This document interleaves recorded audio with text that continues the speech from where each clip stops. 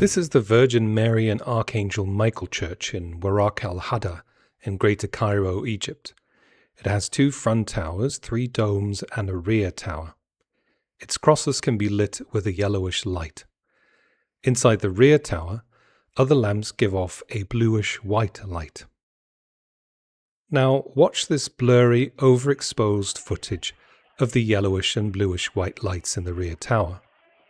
See how the blurry bright shape matches where the rear tower is?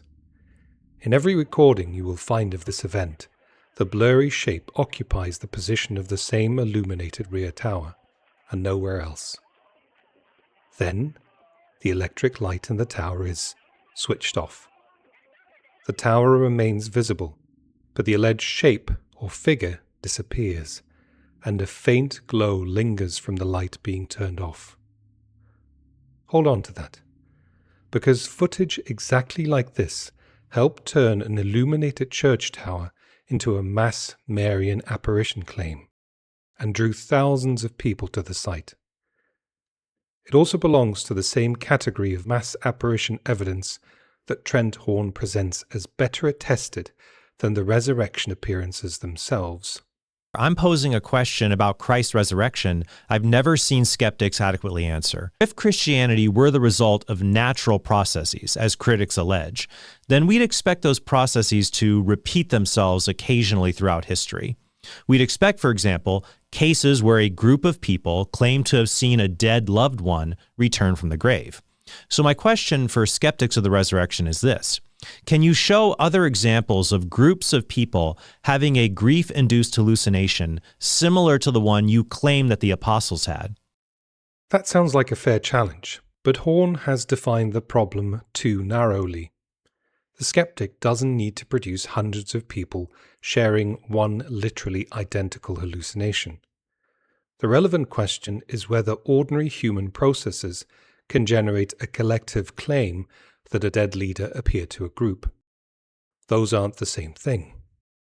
Do we find those processes elsewhere? Yes. Trent, meet Menachem Mendel Schneerson. Schneerson was the 7th leader of Chabad Lubavitch, a Hasidic Jewish movement based in Brooklyn, New York. His followers called him the Rebbe. By the early 90s, many followers expected him to be revealed as the Jewish Messiah, Moshiach. Then he suffered a stroke, lost the ability to speak, and died in 1994. His funeral and burial were public. Most Chabad members accept that he died, although many still expect his return from the dead and see him as spiritually present. But a significant Messianist faction, which anthropologist Yoram Bilou calls the Meshichists, denies that the Rebbe died.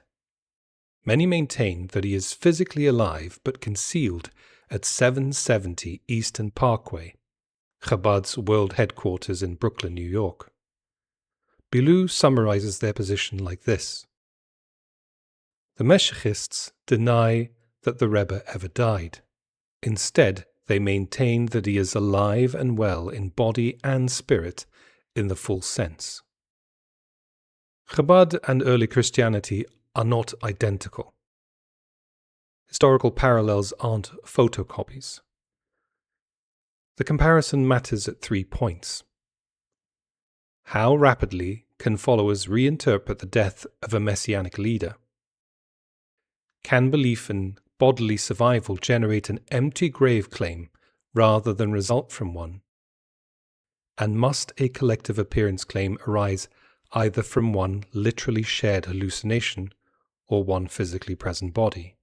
After the Rebbe died, reinterpretation didn't require decades of legendary development. Bilou says new Messianist publications began to appear immediately after the Rebbe's death and as a direct consequence of it. The first issue of the major Meshichist weekly, Sichat HaGeulah, appeared less than 1 month after his death. The funeral and burial were recent, yet the crisis was already being reinterpreted. And this didn't remain a purely theological claim. Followers also began reporting that the Rebbe appeared to them. Bilou assembled approximately 80 reports of waking apparitions. Some followers described them standing in ordinary physical surroundings, wearing familiar clothes, speaking, gesturing, and occupying physical space. These were allegedly embodied encounters, not merely vague feelings that a spirit was nearby. Bilou applies a so-called non-pathological signal detection model. That is a model wherein people may interpret certain experiences in certain ways without having to appeal to or assume fraud or mental illness. This model involves three factors that can increase perceptual misattribution: strong belief and expectation, emotional arousal, and ambiguous internal or external stimuli. Messianic Chabad supplies all three. Followers expect the Rebbe to reveal himself. His absence carries enormous emotional significance, and they gather in environments filled with his photographs, recordings, furniture, and remembered gestures.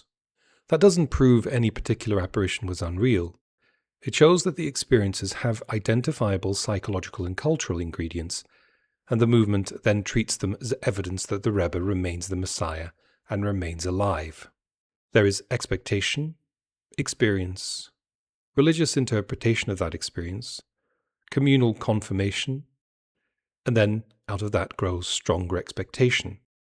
This feedback loop requires no fraud or mental illness, only sincere people interpreting experiences they have through an existing framework. Expectation doesn't guarantee an apparition. It changes how an ambiguous experience is detected and interpreted. The appearances didn't happen in a vacuum. In the synagogue at 770 Eastern Parkway, followers prepare the Rebbe's chair and lectern. A pathway is opened from the staircase to his former place. The congregation looks toward the route from which he used to enter. They sing as though welcoming him. Anthropologist Simon Dean writes, "Everyone reported feeling the presence of the Rebbe and a sense of closeness to him." One participant said, "The Rebbe is here with us now. I can feel a definite presence. No, I cannot see him, but I feel overwhelmed."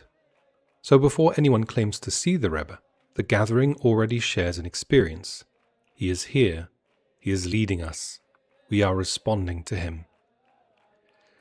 Dean explicitly compares this mechanism with early Christianity. He discusses baptism, communal meals, the breaking of bread, and the Lord's Supper as rituals that constructed the continuing presence of Jesus. In the Chabad setting, followers continued to receive wine, cake, and dollar bills from the absent Rebbe in ritualized ways, echoing practices from his lifetime. Dean's conclusion is, the very act of performing the ritual constructs his presence. That doesn't prove that Christian resurrection appearances began during ritual meals, and as we'll see, not every Chabad appearance did either, but it shows how a group can gather around the memory, teachings, and symbols of a dead leader until his presence becomes something they experience. And within that communal experience, some individuals may cross from "I feel that he's here" to "I can see him." Now, an apologist may grant all of this for devoted and grieving insiders, but then draw the boundary exactly where Trent Horn draws it. Now, one natural explanation for the disciples' claim to have seen Jesus after his death are grief-induced hallucinations. In these cases, a person misses a deceased loved one so much that they imagine the person has come back from the dead to visit them. Maybe the disciples had similar hallucinations of the risen Jesus. However, this explanation doesn't work for a variety of reasons, including the fact that St. Paul saw Jesus on the road to Damascus, but he was not a grieving disciple. This is a fair objection to one narrow theory. Paul wasn't grieving a beloved teacher. But he wasn't a neutral skeptic either. He was a deeply religious Jew opposing one particular messianic movement. The relevant question is whether prior opposition makes a naturally generated religious experience impossible. The collection of testimonies about Rebbe appearances contains a revealing comparison. In 2003, an observant Jewish woman named Mazel Tov Ben Sabo traveled to 770. She believed in righteous religious leaders but rejected the claim that the Rebbe remained physically alive. She attended a lesson explaining that the Rebbe was still alive in a body. The speaker also described the pathway opened through the congregation so that the concealed Rebbe could walk to his place. Mazel Tov ridiculed the idea. The next evening she sat facing the Rebbe's former place. She watched followers prepare his lectern. The pathway opened. The congregation sang to welcome him. Then she reportedly turned white and said, "I'm in shock. You won't believe it, but just now I saw the Rebbe." She said she saw the Rebbe walking through the exact pathway that had been explained to her, carrying his prayer book and approaching the Holy Ark. The account says, this revelation changed her whole outlook. Notice the sequence. The ritual is explained, she ridicules it. The ritual is enacted, she sees the Rebbe. Nothing in the account requires us to assume that Mazel Tov was lying. If the report is accurate, she may have sincerely experienced something in a highly charged religious setting. But sincerity doesn't settle what caused the experience or whether the Rebbe was physically present.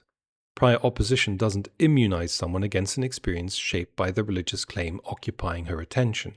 This doesn't necessarily fully explain Paul, but it defeats the inference that lack of grief or prior rejection makes a naturally generated religious experience impossible. Trent Horn's next move is to say that Christianity had more than appearances. It had an empty tomb. Moreover, we'd expect the apostles to hallucinate seeing Jesus risen in heaven, not seeing him risen on earth. And Christ's empty tomb showed they were not merely hallucinating. Trent Horn treats the appearances and the empty tomb as separately established evidence. Jesus appeared alive. Separately, his tomb was found empty. Therefore, the empty tomb confirms that the appearances weren't merely subjective. But to use the empty tomb as independent corroboration, Horn must establish that the empty tomb claim arose independently of the belief that Jesus was bodily alive, rather than being inferred from or shaped by that belief. The Rebbe case shows that the direction of inference can run the other way. There are Meshichists who do not visit the Ohel, the Rebbe gravesite in Queens, precisely because they believe he isn't there. Anthropologist Dean interviewed such a Meshichist named Baruch Greenberg. Greenberg accepted that the Rebbe had a funeral but said, "Yes, the Rebbe had a funeral, but he is not at the Ohel. The Rebbe is alive but concealed."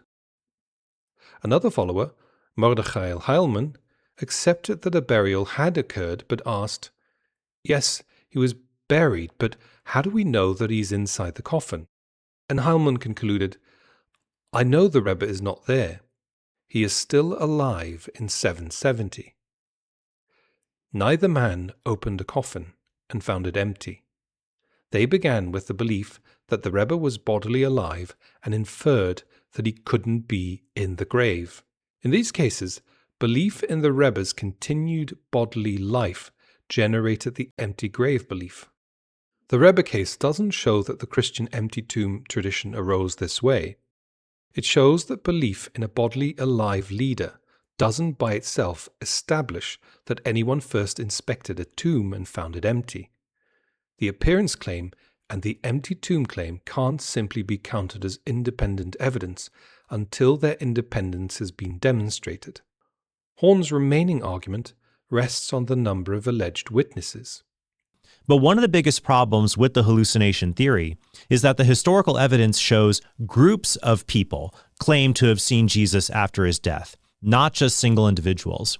These include the 12 apostles and even 500 other people, as recorded in 1 Corinthians 15. But hallucinations are like dreams. You can't share them because they're internal and subjective. The best explanation for groups of people claiming to have interacted with the risen Jesus at the same time is that all of those persons in those groups really saw the risen Jesus, and this convinced them that Christ rose from the dead. Do group claims require group hallucinations?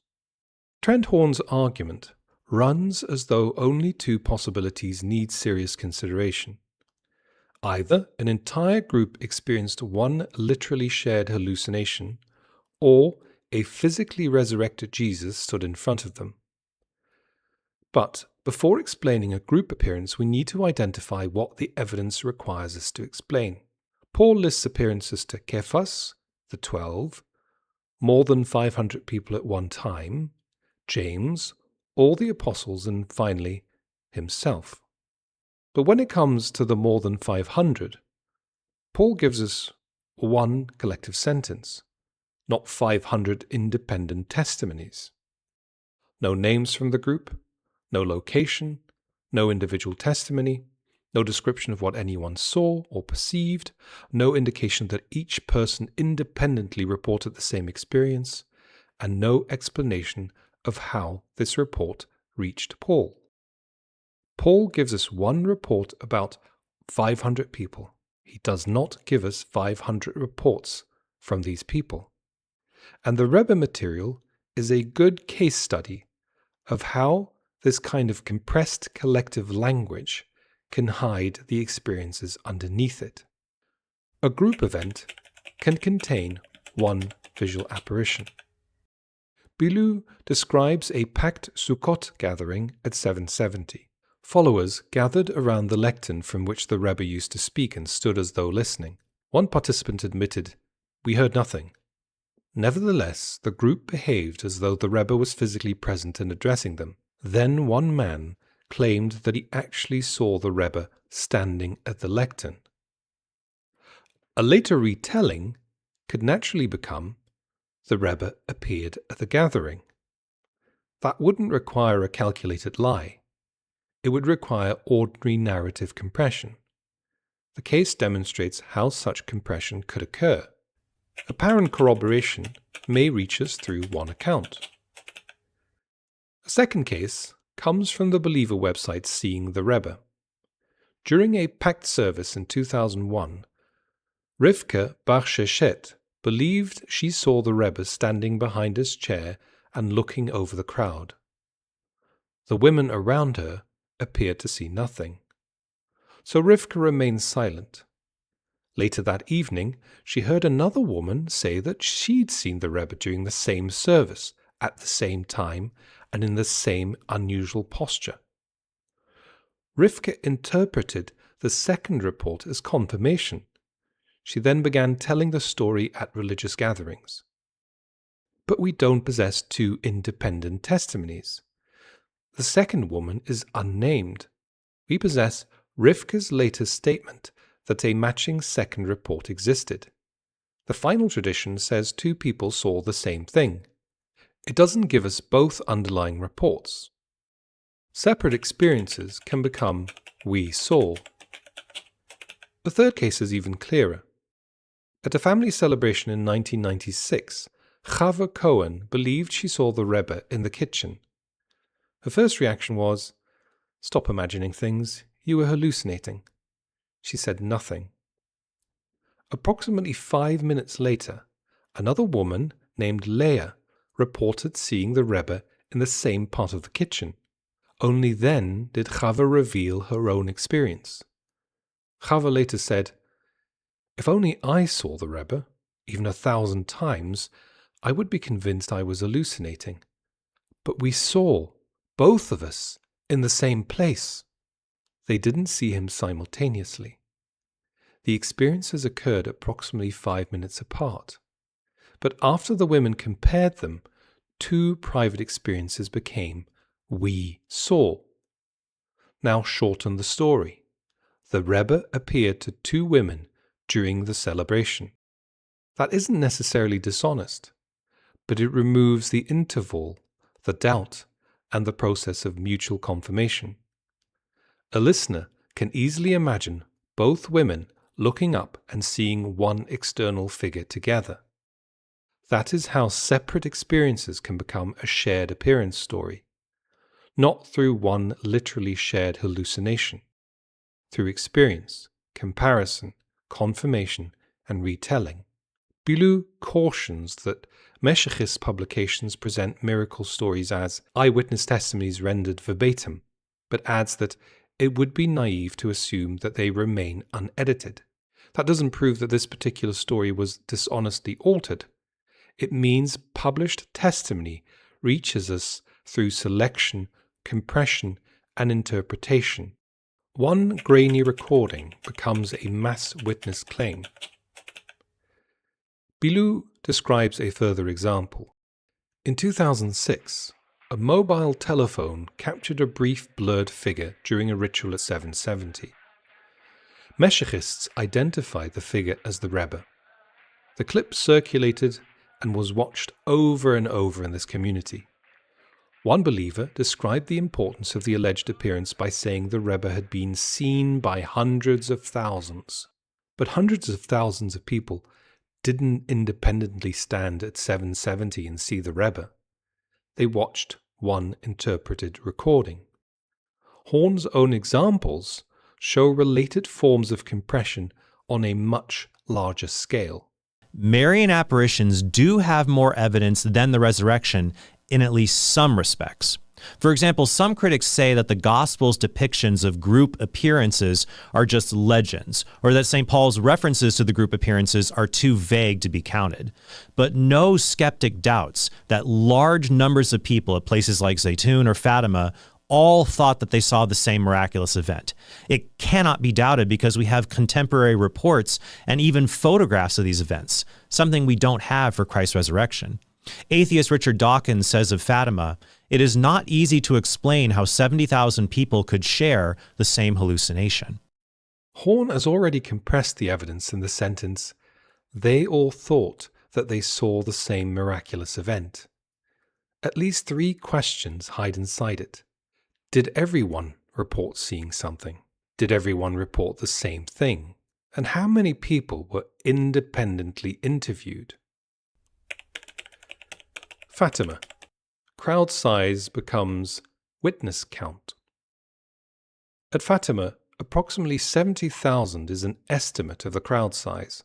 It is not a count of 70,000 independently recorded positive testimonies.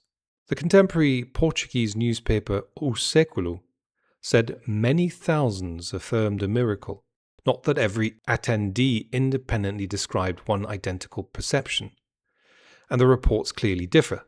Some described a dull or silvery disk. Some described rotation, which others didn't. Some reported colours, which others didn't. Some described an apparent plunge of the sun towards the earth, which others didn't. And some attendees were reported as seeing nothing unusual.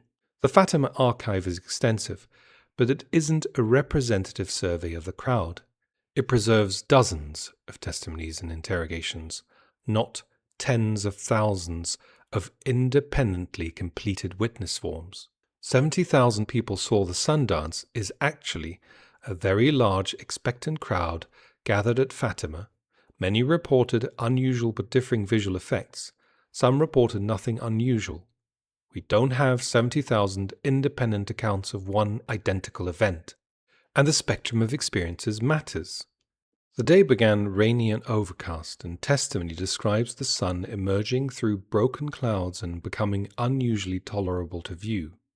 Changing cloud cover, prolonged viewing, after images, eye movement, expectation and crowd influence fit the diversity of reports better than the claim that 70,000 people independently saw one identical movement of the sun. This is, of course, a comparative inference, not a full reconstruction, but it shows why 70,000 people saw the sun dance is not a neutral summary of the evidence. Zaytun, from repeated crowds to millions saw Mary. Zaytun involved recurring alleged appearances at a Cairo church between 1968 and 1971. The slogan, "Millions saw Mary," does not refer to millions of unique witnesses at one event. It comes from adding estimated crowds across repeated nights. Many people were repeat visitors. The phenomenon was not reported every night, and on some nights enormous crowds gathered, but nothing happened. nor did witnesses report one identical thing. The official Coptic Church statement itself says the phenomenon appeared in varying forms. Sometimes witnesses reported a complete body, sometimes half a body, sometimes a cloud-like form, sometimes simply light. Sometimes witnesses saw nothing, while people right next to them claimed to be seeing Mary. Anthropologist Cynthia Nelson attended on several occasions. On one visit, she reports seeing a real but unidentified light through tree branches. When she tried to picture a nun-like figure in it, she could trace one. When she regarded it as reflected light, the figure disappeared from her perception. On another visit, she saw intermittent flashes of light, possibly headlights, while the crowd responded by shouting, "There she is!" One witness explicitly said that people standing beside her did not see what she saw, even though they were together. So the spectrum includes detailed female figure, partial human form, human-shaped light, ambiguous glows or flashes of light, and seeing nothing while standing next to people who claim to see something. The official investigation was not a representative survey either. It contacted people reported to have observed the apparition, and it received affirmative written testimonies. That can document positive cases. It cannot tell us what proportion of everyone present saw a detailed figure, only light, or nothing unusual. What about the photographs? Trent Horn says Zaytun is especially impressive because photographs exist.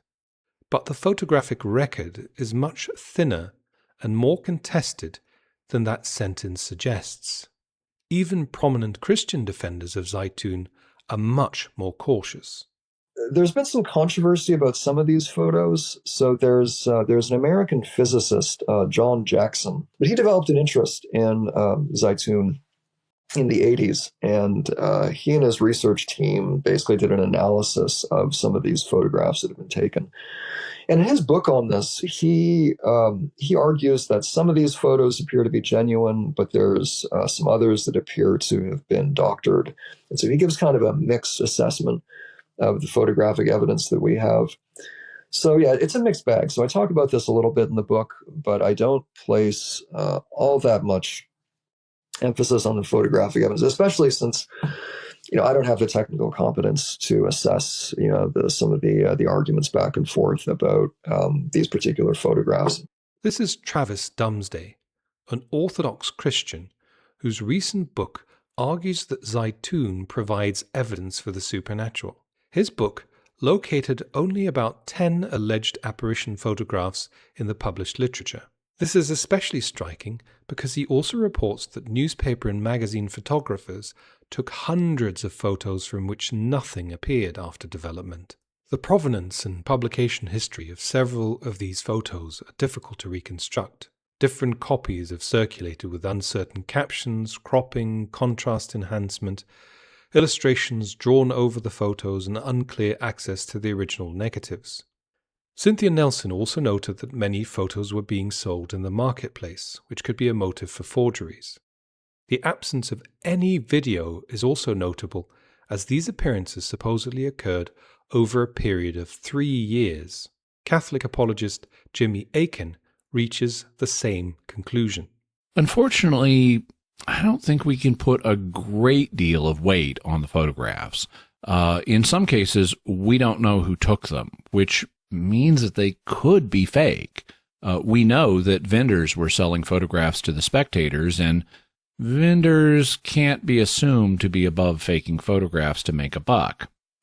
In other cases, we do know who took the photos, but unfortunately they've been retouched, particularly to make the edges of the images stand out more.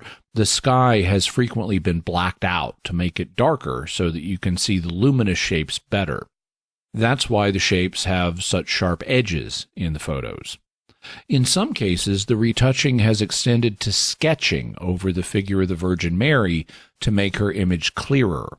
For example, we know of one image that was retouched in this way by Dr. Labib Shenouda, who did the additional sketching from his memory of seeing the apparition. Fortunately, in this case, we also have the original unretouched image, which is significantly blurrier. In any event, as a result of these factors, I don't think we can put much evidential weight on the details of these photographs. That doesn't prove that nothing unusual happened at Zaytun. It means the photographs cannot do the work Trent Horn assigns to them. What about the electricity? A contemporary report says that on at least some occasions the government cut off electrical power to the neighborhood, yet the reported lights remained. If accurate, that weakens explanations involving the particular grid-powered lights that were disconnected. But the surviving accounts don't establish a technically controlled test of every possible independent source of illumination. The point is not that a secret generator or projector definitely produced Zaytun. It is that switching off some ordinary lighting doesn't identify an unexplained light as Mary. And we have a later Egyptian case that shows exactly why caution is necessary. Warraq, when phone footage creates an apparition. In December 2009, reports spread that Mary had appeared above the Virgin Mary and Archangel Michael Church in Warraq, Cairo. The Coptic bishop's statement described a complete female figure in white and blue moving between the church's domes and towers. It said the event had been captured on cameras and phones, and that roughly 3,000 people gathered in front of the church during the first appearance. Within days, hundreds and then thousands were lining up at night. People circulated blurry, overexposed video of the alleged apparitions to friends and family. Video of something that was, in fact, a church tower whose lights had been switched on in the middle of the night. The tower was filmed from many positions and angles, which made the alleged figure seem to shift relative to the domes and towers. But in every recording, it stays locked to that same illuminated rear tower. What changes between clips is the camera angle, not the figure's location. At a glance, the overexposed wide shape can look vaguely human. Set it beside a Zaytun photograph and the resemblance is hard to miss. A bright white form, a church roof, crosses and domes, a crowd already primed to be told that Mary is appearing. Warraq, too, was defended with the familiar line that ordinary lighting had been ruled out, so the phenomenon had to be real. I haven't found a technical report documented which circuits or independent sources were actually controlled for. But here we don't need one. The footage itself gives us a cleaner test. Just to remind you, the church has that rear tower behind the three central domes. Then comes the decisive shot. The bright form remains fixed in where the rear tower is. Then the electric light inside the tower is switched off. The tower stays visible, but Mary vanishes, because the alleged apparition was the tower light, enlarged and softened by overexposure until the architecture looked vaguely like a figure. That is not a supernatural woman departing. It is an illuminated church tower being switched off. And footage like this drew thousands of people to gather at the church expecting an apparition. The same basic process appears in the Meshechist phone clip. You have an ambiguous, low-quality image. The religious community supplies an identity. The recording circulates on phones. Viewers become witnesses. At Warraq, people were initially drawn in simply because the church lights came on in the middle of the night. They took out their phones to film the lights. Others saw the overexposed glow in that grainy footage, read it as Mary, and flocked to the church.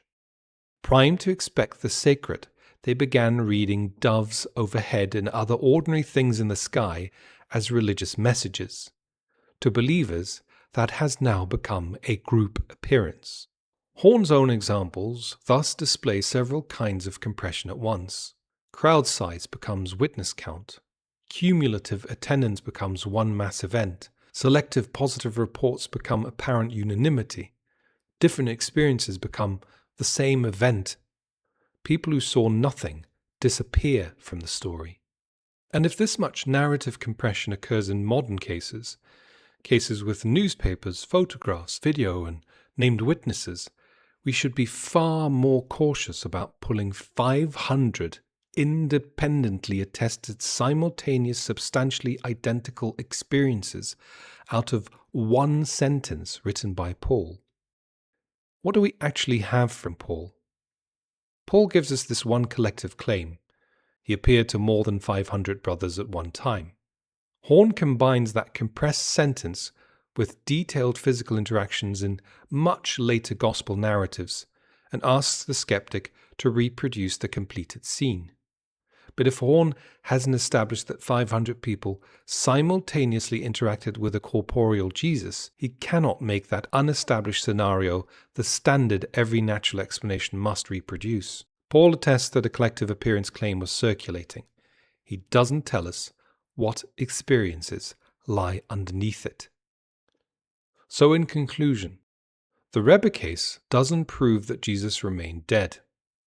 It doesn't prove that his tomb contained a body, and it doesn't prove that Paul's 500 tradition developed through any of these routes. It establishes three narrower points. First, the death of a messianic leader can be reinterpreted immediately and sincerely. Early belief tells us when people became convinced. It doesn't tell us that their interpretation was correct. Second, belief that a leader remains bodily alive can generate the conclusion that his grave doesn't contain him. A bodily survival belief doesn't, by itself, prove that anyone first inspected an empty tomb. Third, a collective appearance formulation doesn't disclose the individual experiences underneath it. A group may enact a leader's presence while one person claims to see him. One surviving account may claim an unnamed corroborating witness. Two experiences separated by minutes may become "we saw." One grainy recording may become "seen by hundreds of thousands."